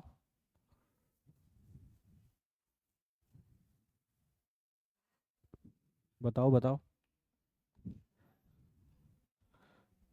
बताओ ना। हम s Y is equal to you Y into T plus half into A Y into T square कर सकते हैं। यहाँ पे एस वाई कितना है, यहाँ से यहाँ तक आने का S vertical displacement H max ही है, तो हम इसको लिख सकते हैं u²sin² थीटा बाई 2g, सही है। अच्छा हॉरिजॉन्टल यहाँ से जाएगा तो यू वाई 0 है, 1/2 इंटू जी। अब जी की वैल्यू जी नहीं बल्कि g/0.81 है, तो हम इसको g डिवाइडेड बाई 0.81 इंटू हम क्या लिख सकते हैं t²। तो ये 2 से 2 कट गया, तो यहाँ से t² कितना आ जाएगा? ये हो जाएगा 0.81 u²sin² theta divided by g², सही है ना? ठीक है, 0.81 नीचे जी। तो टाइम की वैल्यू 0.81 का स्क्वायर 0.9 होगा, 0.9 का स्क्वायर यही ना होगा, 0.9, और ये हो जाएगा u sin theta divided by G. बोलो सही है कि नहीं? तो यानी कि यहाँ से यहाँ तक इसको करने में कितना समय लगेगा t। तो यहाँ से यहाँ तक ये कितना हॉरिजॉन्टल डिस्प्लेसमेंट करेगा ये हम एस एक्स से निकाल सकते हैं। एकदम बहुत बेसिक क्वेश्चन है बाबू ये, जैसे हम लोग नॉर्मली 2 डायमेंशनल सॉल्व करते हैं, है ना। यहाँ से यहाँ तक का बेसिकली आपको हॉरिजॉन्टल डिस्प्लेसमेंट चाहिए था तो वो यू एक्स इंटू टी होता, लेकिन आपको समय तो नहीं पता था कि यहाँ से यहाँ तक आने में कितना समय लगेगा, तो वो समय मैंने एस वाई से निकाल लिया। टाइम तो दोनों के लिए सेम ही होता है। जो सबसे बेसिक क्वेश्चन हमने स्टार्टिंग वाले किए थे उनको देखोगे तो वही काम कर रहे हैं और कुछ अलग नहीं कर रहे, रॉकेट साइंस नहीं कर रहे। क्लियर है क्या? तो ए एक्स तो 0 है तो ये खत्म हो गया, तो यू एक्स कितना है? यू एक्स, तो यू कॉस थीटा ही होगा। इस पूरे प्रोजेक्टाइल मोशन के दौरान एक्स की वेलोसिटी तो कभी चेंज नहीं करेगी ना, इवन वो ग्रेविटी का वैल्यू चेंज भी कर देगा तो उसके कारण वाई की चीजें चेंज होंगी। एक्स में तो ना इधर फोर्स लग रहा है ना इधर फोर्स लग रहा है, तो एक्स की चीजें तो सेम ही रहेंगी। यू से फेंके हो और थीटा एंगल, तो ये यू कॉस थीटा हो जाएगा। और इनटू टाइम, टाइम ये होगा 0.9 into U sine theta divided by G, यही ना है। तो यहाँ से आ जाएगा you square 0.9 U square sine theta into cos theta by G. और यही चीज आपका क्यू है जिसको आपने क्यू माना है। तो टोटल डी डैश कितना हो जाएगा? D dash will be equal to p plus q. P कितना है? You square sine 2 theta by 2 g. अच्छा, इसको ऊपर नीचे 2 से मल्टीप्लाई और डिवाइड कर दो, तो ये 2 sine theta cos theta sine 2 theta हो जाएगा। तो हम इसको लिख सकते हैं 0.9 U square sine 2 theta by 2 जी। बोलो क्लियर है कि नहीं? हाँ, 0.9 U square sine 2 theta by 2 जी लिख सकते हैं। तो ये चीज़ हो जाएगा 0.9 U square sine 2 theta by 2 जी। तो बाबू ये हो जाएगा 1.9 you square sine 2 theta by 2 जी। बोलो क्लियर है कि नहीं? डी डैश निकल गया। डी तो आप पहले से निकाल के रखे हैं यहाँ पे, तो यानी अब आपको D dash is equal to N into D है। तो ये 1.9 into U square into sine 2 theta by 2 G will be equal to U square sine 2 theta by G, यही है ना? जी से जी कट गया, यू स्क्वायर से यू स्क्वायर, साइन 2 थीटा से साइन 2 थीटा। अरे बोलो। आ, ऐसे काटना नहीं है, हमको रिलेशन निकालना है ना। अच्छा रुको जो रुक जाओ रुक जाओ, काट के कोई फायदा नहीं है। डी देखो ध्यान से देखो, तो D square U square sine 2 theta by G है ना? और यहाँ पे भी U square sine 2 theta by G है। तो यहाँ से अगर हम डी, ये डी डैश है तो हम इसको 1.9/2 ऑफ डी लिख सकते हैं। U square sine 2 theta by G वहाँ पे, तो 1.9/2 बचेगा, और ये भी U square sine 2 theta by G ही है। तो हम इसको क्या लिख सकते हैं? डी। इसको सॉल्व करोगे तो कितना आएगा? 0.95, नहीं 90 90, हाँ। तो डी डैश की वैल्यू आ जाएगी 0.95 टाइम्स ऑफ डी। तो यहाँ से आपके एन की वैल्यू कितनी आ जाएगी? 0.95। बोलो क्लियर है कि नहीं? डिफिकल्ट क्वेश्चन है। ऐसा क्वेश्चन तो हम हर दिन चाहेंगे कि एडवांस में आ जाए। एकदम इजी क्वेश्चन है ये। क्वेश्चन एकदम वैसा ही है जैसा क्वेश्चन हम लोग बनाते थे। याद करो, एक बिल्डिंग के हाइट से एक बॉल को फेंकते थे, तो पहले निकालते थे कितने समय में नीचे गिरेगा, फिर उसी समय से हम एस एक्स निकाल लेते थे। वही काम तो किया है, कहाँ कुछ रॉकेट साइंस किया है। और जो भी चीज़ें बदल रही थी वो तो मैक्सिमम हाइट के बाद बदल रही थी, तो मैक्सिमम हाइट तक तो चीज़ें सेम ही रहेंगी। तो मैक्सिमम हाइट तक का ये हॉरिजॉन्टल डिस्टेंस रेंज का आधा होगा कि नहीं? और यहाँ पे एच मैक्स का भी आप डायरेक्ट फॉर्मूला का यूज़ कर सकते हो। बोलो क्लियर है कि नहीं? ना ये क्वेश्चन आया है रिसेंट ईयर का ही क्वेश्चन है, मतलब 1 2 साल हुआ, 2 3 साल पहले। क्लियर है या नहीं क्लियर है? एक बार अच्छे से देख लो, डाउट है तो फिर आगे पूछ लो, नहीं तो आगे बढ़ेंगे।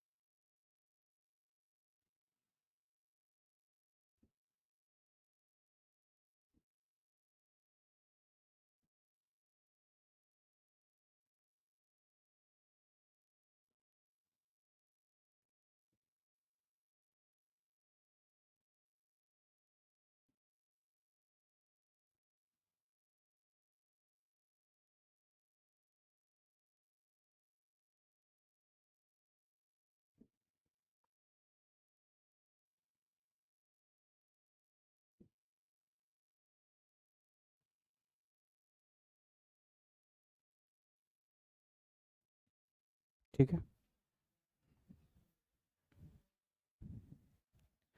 एक प्रोजेक्टाइल का एवरेज वेलोसिटी क्या होगा?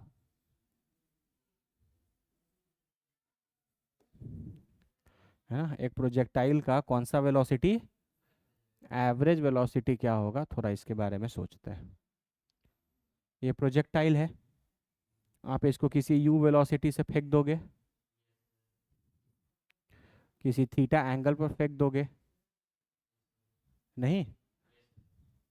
तो बताओ एवरेज वेलोसिटी क्या होगा?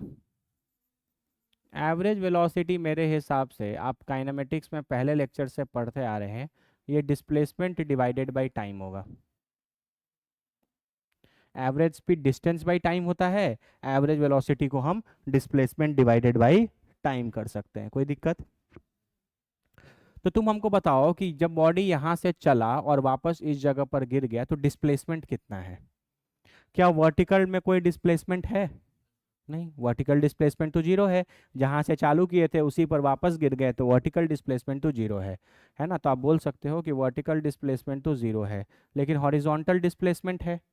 और मेरे हिसाब से अंधा भी टटोल के बता देगा कि हॉरिजॉन्टल डिस्प्लेसमेंट रेंज है, यही रेंज है। तो यानी कि एवरेज वेलोसिटी एक प्रोजेक्टाइल को निकालने के लिए आप रेंज हो गया डिस्प्लेसमेंट, और टाइम क्या हो गया आपका, टाइम ऑफ फ्लाइट। अरे बोलो भाई, ये क्या हो गया, टाइम ऑफ फ्लाइट। रेंज क्या होता है, you square sine 2 theta by G, और टाइम ऑफ फ्लाइट क्या होता है, 2u sine theta by G, यही ना है? तो जी से जी कट गया, बोलो एक, और यहाँ से लिखोगे तो ये हो जाएगा you square sine 2 theta divided by 2u sine theta. तो ये u से u कट जाएगा।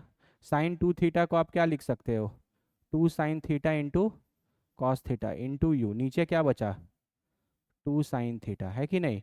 2 से 2 कट गया, साइन थीटा से साइन थीटा, तो ये आ गया u कॉस थीटा। ये क्या आ गया, u कॉस थीटा। ये तो हम डायरेक्ट ही बोल सकते थे, क्योंकि x ही है जो चेंज नहीं कर रहा, y तो पहले घटा होगा और घट के वापस उतना ही बढ़ा होगा जितना घटा होगा, तो y का तो हमेशा कैंसिल ही हो जाएगा। ठीक है, ये आप कॉन्सेप्ट हमेशा याद रखना कि एवरेज वेलोसिटी एक प्रोजेक्टाइल का u कॉस थीटा, और u cos theta is nothing but ux, नहीं यही तो है u कॉस थीटा, और ये क्या है, u साइन थीटा। बेसिक सा चीज़ है u कॉस थीटा, बोलो क्लियर है? समझ गए? मतलब बेसिकली एक फंडा क्लियर है आपको प्रोजेक्टाइल मोशन का, आप कैसे करेंगे इसको।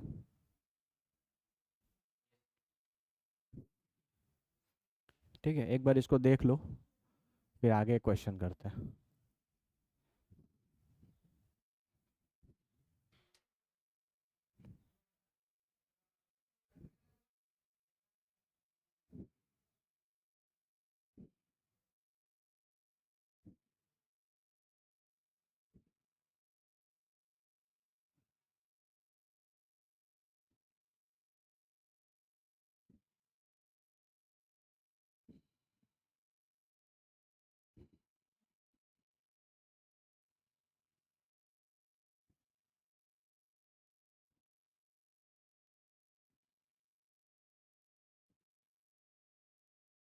ठीक है,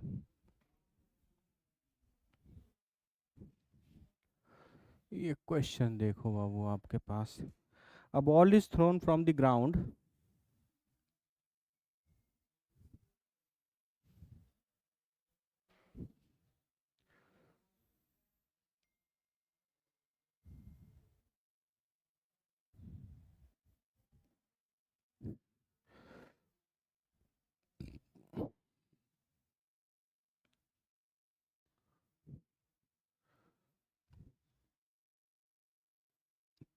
ये कुछ अल्फा एंगल दिया है, a ball is thrown from a ground at an angle, अच्छा अल्फा नहीं थीटा दिया है, ठीक है, उससे क्या फर्क पड़ता है। A ball is thrown from the ground at an angle theta with the horizontal with an initial speed of u, ठीक है। For resulting the projectile motion, the magnitude for the resulting projectile motion, the magnitude of the average velocity of the ball up to the point when it hits the ground for the first time is v1।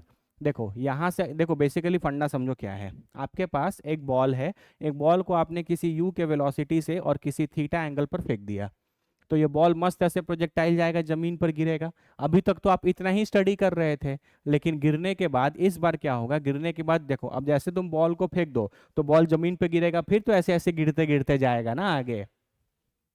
तो अभी तक तुम सिर्फ ये इतना ही consider कर रहे थे, लेकिन इसने बोला कि बॉल को आप यू से थीटा से फेंकोगे तो पहली बार गिरेगा, गिरने के बाद फिर उठेगा, और ऐसे करते करते करते करते वो चलता चला जाएगा।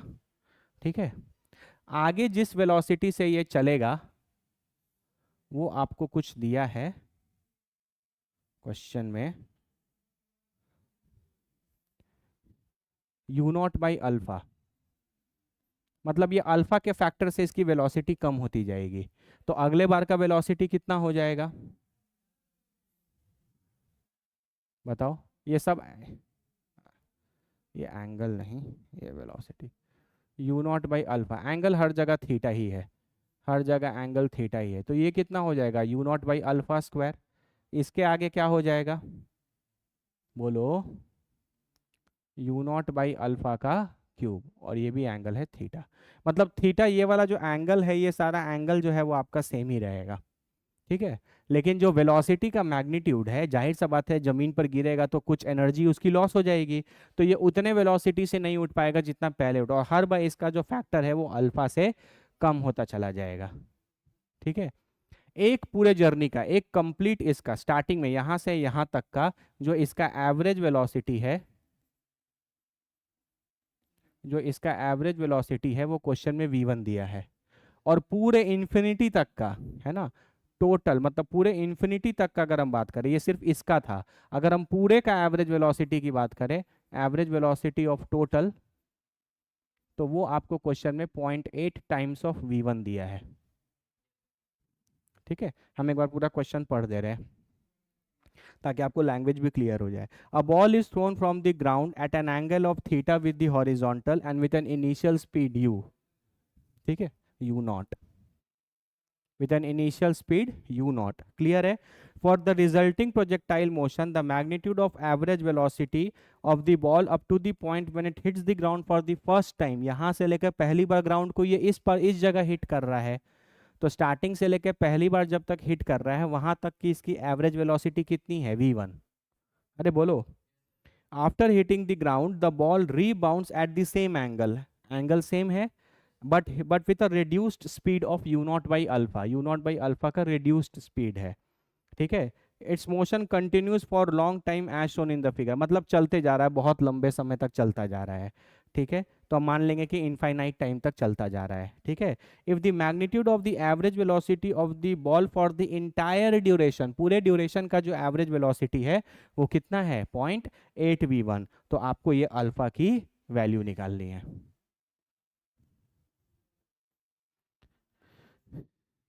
बाबू देखो, कभी भी इस तरीके का कुछ इन्फिनिटी जैसी चीजें होंगी तो हमने इसका क्वेश्चन ऑलरेडी हम लोग जब ग्राफ पढ़ रहे थे तो हम लोग इस टाइप का किए थे, है ना? अगर आपको याद हो तो हमेशा याद रखना, एक जीपी आएगा। क्या आएगा? जीपी आएगा। तो तुम लिखने की कोशिश करो कि एवरेज वेलोसिटी तुम किस तरीके से लिखोगे।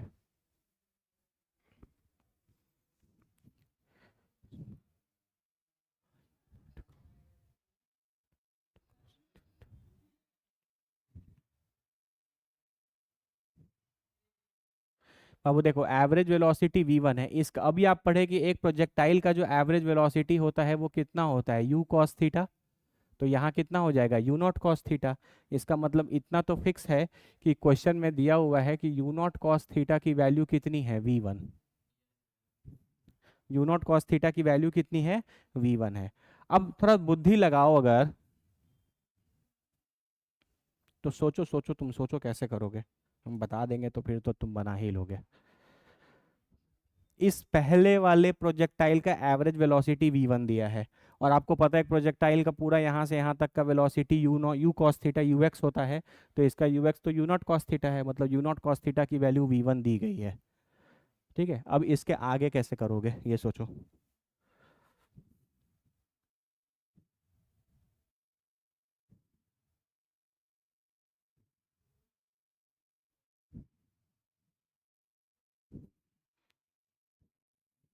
इतने पार्ट की एवरेज वेलोसिटी कितनी आ जाएगी?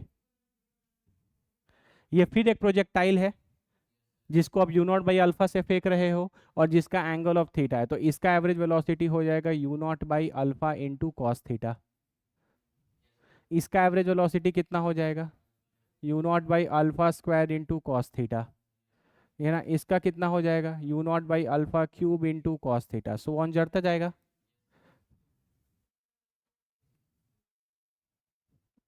बोलो यार। तो एवरेज वेलोसिटी टोटल जो है, वो आपका टोटल जो एवरेज वेलोसिटी है, कैसे निकालोगे? ये आपका आएगा यू नॉट कॉस थीटा, फिर आएगा U naught by alpha cos theta, फिर आएगा U naught by alpha square cos theta, है ना?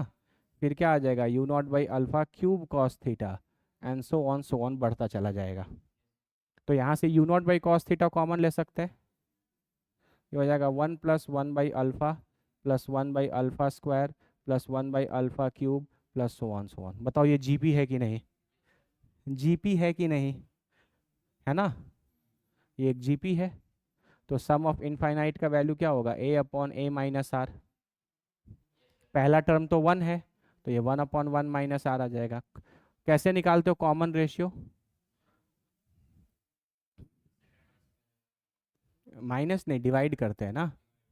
पहले वाले को आप पीछे वाले से डिवाइड करते हैं, तो यहाँ से हो जाएगा ये, सॉरी, आगे वाले को पीछे वाले से डिवाइड करते हैं, तो ये 1/अल्फा/1, तो 1/अल्फा ले लो, या इसका इन दोनों को ले लो, तो आगे वाला 1/अल्फा स्क्वायर है, पीछे वाला 1/अल्फा है, तो ये भी कितना हो जाएगा? 1/अल्फा। तो कॉमन रेशियो कितना आएगा? 1/अल्फा। तो ये 1 - 1/अल्फा आ गया, नहीं आ गया?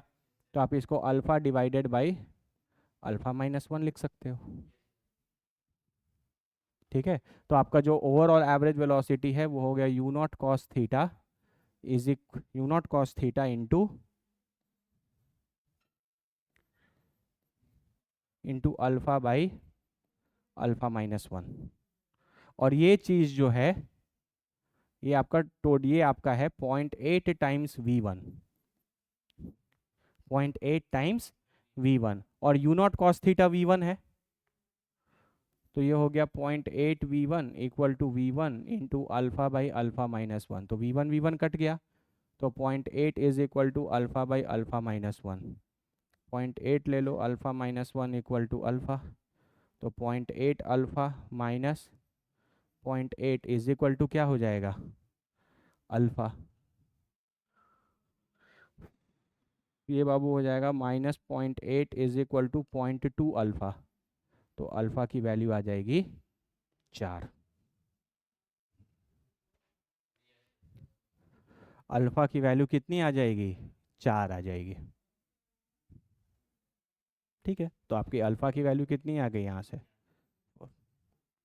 ये भी आपका जेई एडवांस का क्वेश्चन है।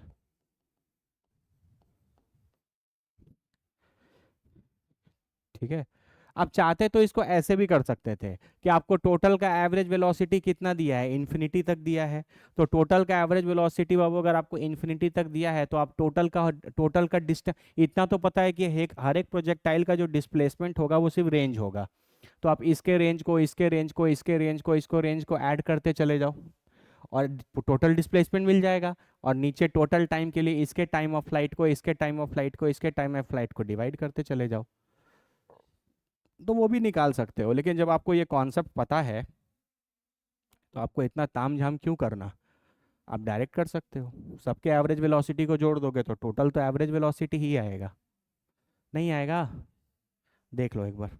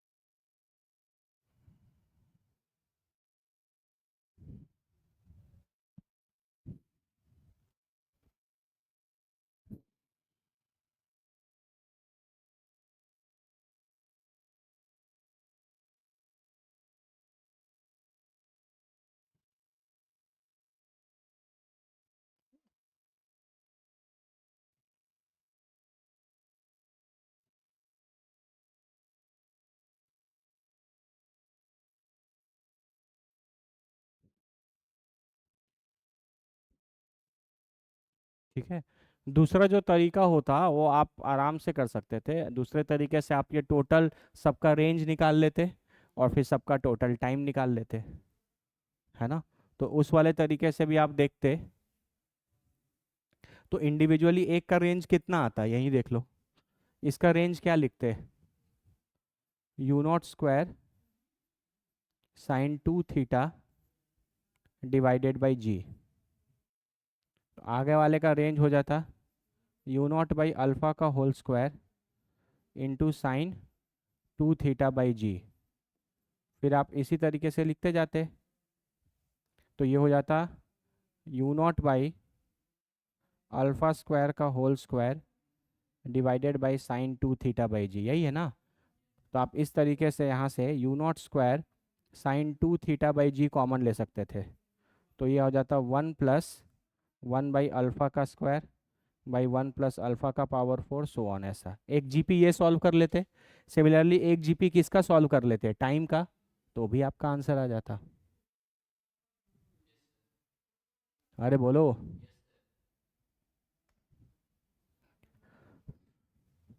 कर ही दे क्या, चलो देख लो।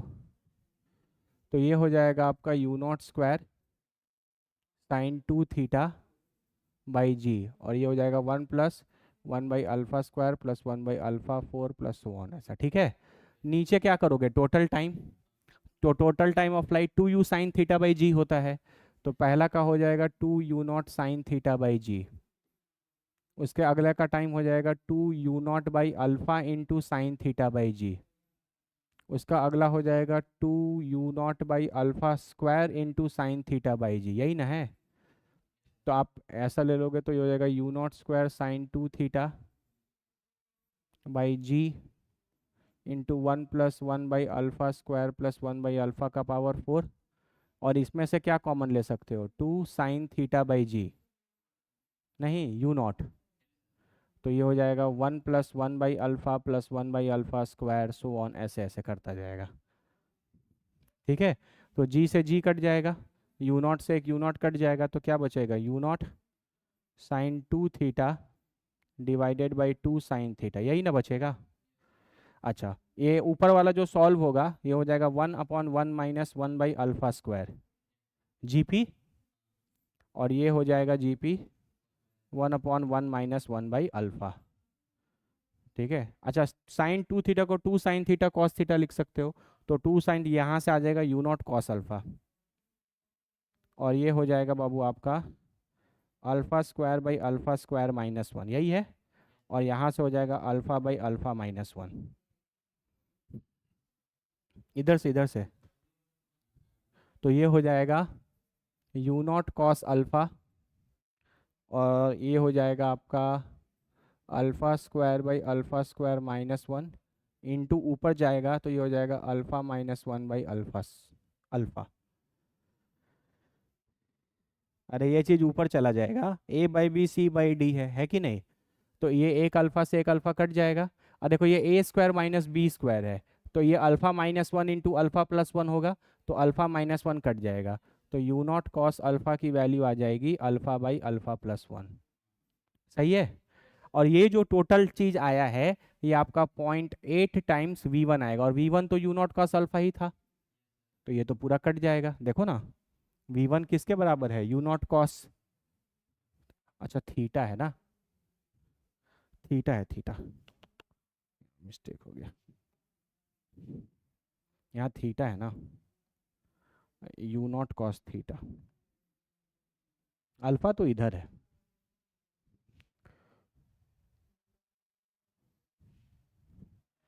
यू नॉट कॉस थीटा, ये भी हो जाएगा you not cos theta, you not cos theta, सही है ना।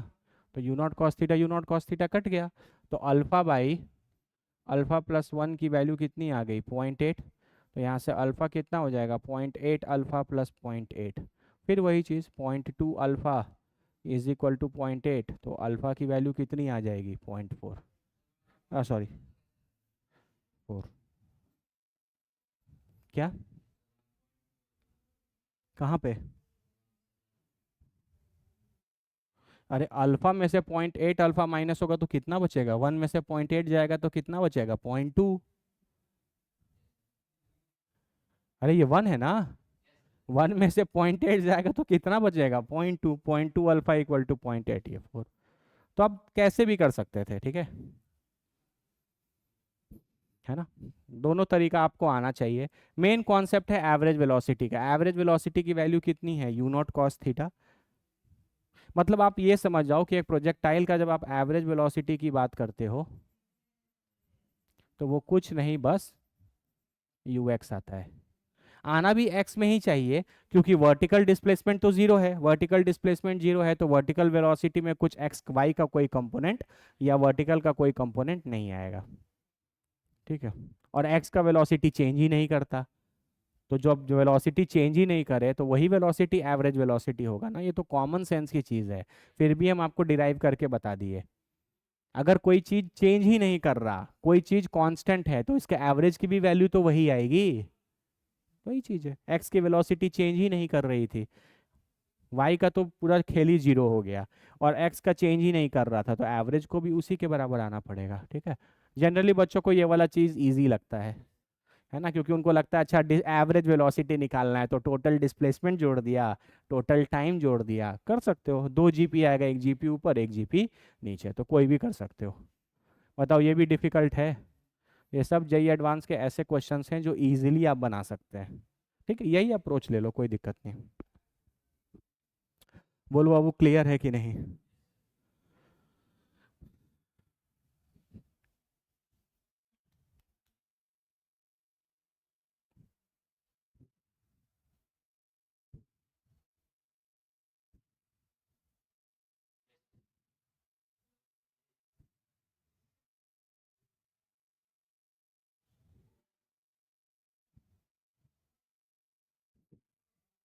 ठीक है ना।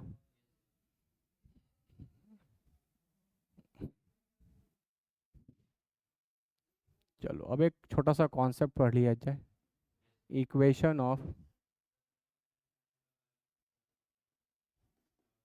ट्रेजेक्ट्री।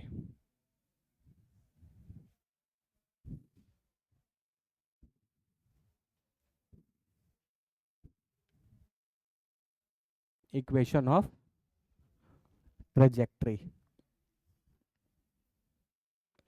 इक्वेशन ऑफ ट्रेजेक्ट्री की बात करें तो बेसिकली याद है हम लोग ट्रेजेक्ट्री के इक्वेशन तो कितने हमने 2 डायमेंशन में निकाले हैं, क्वेश्चंस किए हैं ना। तो वहां पे क्वेश्चन में जैसे आपके पास ये प्रोजेक्टाइल है, तो इक्वेशन ऑफ ट्रेजेक्ट्री का मतलब होता है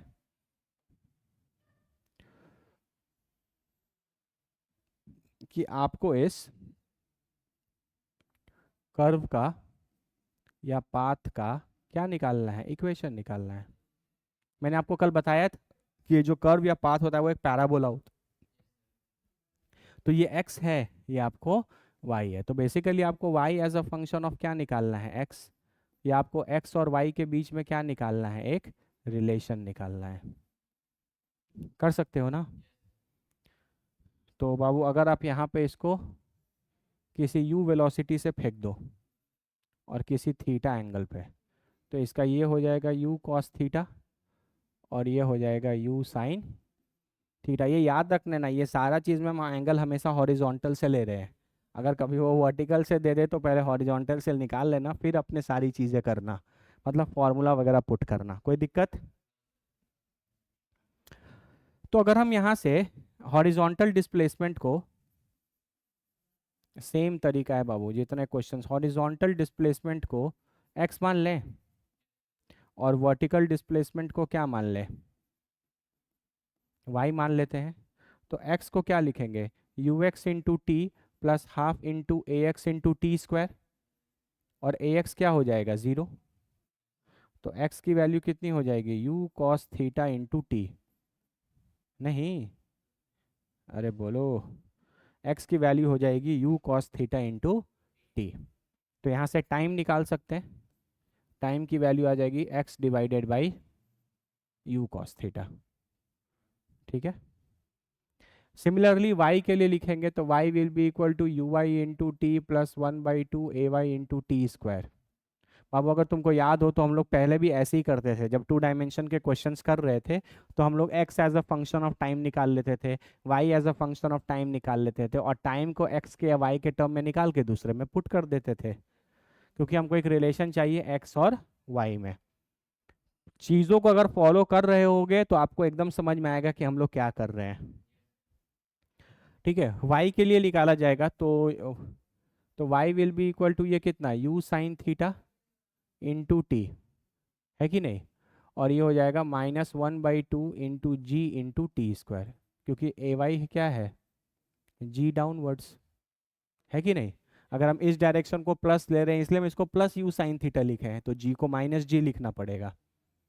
तो टाइम की वैल्यू यहाँ से पुट कर सकते हैं, तो y की वैल्यू हो जाएगी u sine theta into time की वैल्यू हो जाएगी x by you cos theta, -1/2 into g into time का स्क्वायर करोगे तो x square by u square cos square theta, है कि नहीं। ये u से u कट गया तो y की वैल्यू आ जाएगी x tan theta minus g x square by 2u square, और नीचे में आ जाएगा कॉस स्क्वायर थीटा। बोलो, इस कॉस स्क्वायर थीटा को आप चाहो तो ऐसे लिख सकते हो, -gx² बाई 2u स्क्वायर छोड़ दो, कॉस स्क्वायर थीटा ऊपर जाएगा तो सेक स्क्वायर थीटा हो जाएगा, और सेक स्क्वायर थीटा को -(g(x)² by 2u square, sec square theta को हम 1 + tan स्क्वायर थीटा लिख सकते हैं। ये हम इसलिए लिख रहे हैं क्योंकि इधर भी tan थीटा है इधर भी tan थीटा है, तो tan थीटा पता चल जाएगा तो आप डायरेक्टली दोनों जगह पुट कर सकते हो। ये आ गया आपका y का value. This is your equation of trajectory. ये इक्वेशन आपको याद होना चाहिए, इक्वेशन ऑफ ट्रेजेक्ट्री निकालने तो आना ही चाहिए, क्योंकि बहुत सारे 2 डायमेंशन के क्वेश्चंस में हमने इक्वेशन ऑफ ट्रेजेक्ट्री निकाला है। और इक्वेशन ऑफ ट्रेजेक्ट्री निकालने के लिए आप कुछ नहीं करिए, बस आराम से चीज़ों को कर सकते हैं। अरे बोलो हाँ या ना यार, है ना। आपको बस एक रिलेशन चाहिए एक्स और वाई के बीच में, किसके किसके बीच में, एक्स और वाई के बीच में। तो मैंने x as a function of time निकाल लिया, यहाँ मैंने y as a function of time निकाल लिया, हम एक में से टाइम का वैल्यू निकाल कर उसमें डाल दिए तो सारा चीज आ गया एक्स और वाई। इसका मतलब क्या है, इसका मतलब ये है कि अगर तुम इसमें एक्स की वैल्यू पुट करोगे तो तुमको वाई की वैल्यू मिल जाएगी। अगर तुमको यू थीटा ये सब तो क्वेश्चन में गिवन रहेगा, मान लो तुमको यू और थीटा ये सब क्वेश्चन में गिवन है, तुमको निकालना है कि अगर एक्स इतना है तो करस्पॉन्डिंगली वाई कितना है ना। तो आप यहाँ पर अगर एक्स की वैल्यू डाल दो, तुमको थीटा और यू अगर पता हो तो तुम वाई की वैल्यू निकाल सकते हो। एक्स और वाई के बीच में रिलेशन है ना। किसी भी समय अगर पार्टिकल आपका यहाँ पर है तो उसका ये क्या हो जाएगा एक्स, और ये क्या हो जाएगा वाई। अगर ये पार्टिकल का पोजीशन है पोजीशन पी, तो उसका एक्स में एक्स ये है और उसका वाई क्या है ये, तो वही आपको ये इक्वेशन बता सकता है। अगर तुम ध्यान से देखो तो यहाँ हाईएस्ट वेरिएबल का पावर क्या है 2, क्या है 2। बाकी tan थीटा यू स्क्वायर ये सब तो कांस्टेंट है ना, क्योंकि क्वेश्चन में यू और थीटा दिया हुआ है। अगर हम तुमको u दे दें थीटा दे दें तो tan थीटा यू स्क्वायर ये सब कांस्टेंट है। इसका मतलब यहाँ पे हाईएस्ट पावर क्या है 2, इसीलिए ये एक क्या है, एक क्वाड्रेटिक इक्वेशन है, नहीं है। और क्वाड्रेटिक इक्वेशन है तो ये ज्योमेट्रिकली क्या रिप्रेजेंट करेगा, एक पैराबोला। इसका मतलब ये जो चीज़ आप यहाँ पे डिराइव कर रहे हैं इट इज अ पैराबोला। क्या है, पैराबोला। बोलो बाबू क्लियर है कि नहीं क्लियर है, कोई दिक्कत।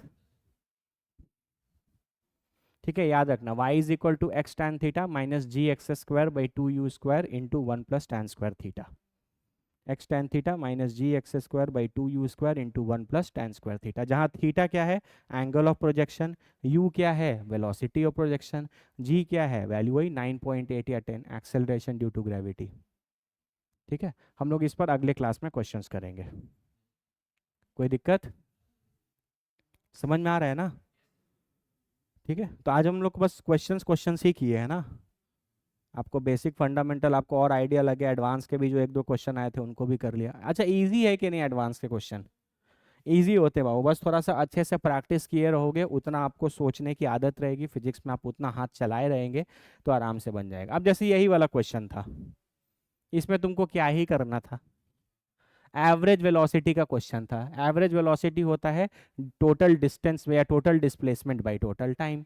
तो टोटल डिस्प्लेसमेंट के मैंने टोटल रेंज ऐड कर दिए, और टोटल टाइम के लिए total time of flight add कर दिया। ऊपर भी 1 जीपी, नीचे भी 1 जीपी, बाकी तो चीज़ें कॉमन थी वो सब कट गई। अल्फा की वैल्यू कितनी आ गई, 4 आ गई। अच्छा, इस क्वेश्चन में क्या था, कुछ नहीं, ये वाला जो अपना कॉन्सेप्ट था ये वाला, है ना। आधे के बाद वो एक ऐसे रीजन में चला गया, अब बच्चे अरे आधा के बाद अब दूसरे ग्रेविटी में चला गया, कैसे बनाएंगे भाई। अरे तुमको यही सिखाया ही है कि तुम इसको नॉर्मल 2 डायमेंशन की तरह बनाओ। यहाँ से तुम नॉर्मली एस वाई से टाइम निकाल लो, उसी से तुम एक्स एक्स एस एक्स में पुट कर लो तो मिल जाएगा। इन सारे क्वेश्चंस को जितने भी हमने आज किए हैं उनको ऑनेस्टली घर पे रफ कॉपी पे खुद से बनाओ। मेरे बनाने से और बहुत खुश हो जाने से कि सर ने तो एडवांस का क्वेश्चन बना दिया, हमको दोबारा एग्जाम थोड़ी देना है, आपको देना है। तो आप घर पर जाइए, सारे क्वेश्चंस को अच्छे से लिखिए और उनको दोबारा से बनाइए, ठीक है। बोलो क्लियर है। जब तक तुम हाथ नहीं चलाओगे बाबू, तब तक तुमको फिजिक्स नहीं आएगी। मेरे क्वेश्चन को बार बार बनाने या नहीं बनाने से कोई फर्क नहीं पड़ता। बोलो क्लियर है कि नहीं। ठीक है, वाइंड अप करें। तो अच्छे से करो, प्रैक्टिस करते रहो। अगले क्लास में हम लोग कुछ और प्रोजेक्टाइल पे कॉन्सेप्ट्स पढ़ेंगे, फिर उन कॉन्सेप्ट्स पे क्वेश्चंस करेंगे। कोई दिक्कत। चलो, मिलते हैं नेक्स्ट क्लास में।